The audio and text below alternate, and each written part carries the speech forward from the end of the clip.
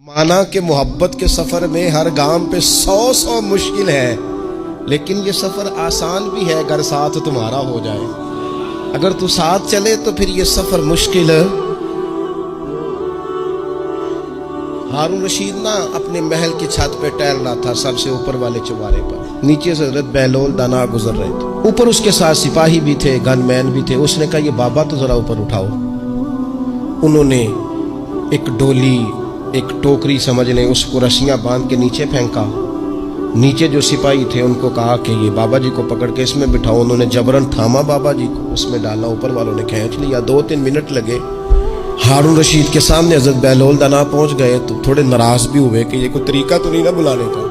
ملاقات ہوئی تو کہا کیوں بلایا؟ کہنے لگا ایک مسئلہ پوچھنا تھا۔ فرمانے لگے بادشاہ ہے نا، تیرے مسئلے پوچھنے کا بھی اپنا ہی انداز ہے، پوچھ مسئلہ۔ کہنے لگا بابا پوچھنا تھا کہ آپ اللہ تک کیسے پہنچے؟ حضرت بہلول دانا چپ کر گئے۔ 2-4 منٹ کے بعد کہنے لگے جس طرح ابھی زمین سے تیرے تک نہیں پہنچا، بالکل اسی طرح پہنچ گیا اور رب کریم کی بارگاہ تک، اور وہ بھی جو اس نے کرم فرمایا ہے، ورنہ میں تو نہیں سمجھتا کہ میں پہنچ گیا، وہ بھی اگر تیری خوش گمانی ہے۔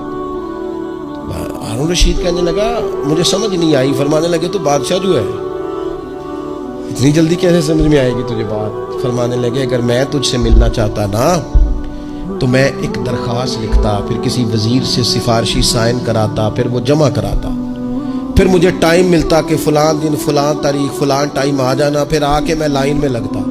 پھر بھی تو بادشاہ ہے، تیرا موڈ بنتا ملنے کا کہ نہ بنتا۔ جب میں چاہتا تو پتہ نہیں کتنا ٹائم لگ جاتا، جب تو نے چاہا ہے نا تو 1 منٹ بھی نہیں لگا۔ فرمانے لگے میں نے دعویٰ ہی نہیں کیا کہ میں جدوجہد کر کے پہنچوں گا، میں نے تو رب کی بارگاہ میں عاجزی کی ہے، پھر رب نے ہی کرم فرمایا ہے، اسی نے مہربانی کی ہے۔ مانا کہ محبت کے سفر میں ہر گام پہ 100 مشکل ہے، لیکن یہ سفر آسان بھی ہے اگر ساتھ تمہارا ہو جائے۔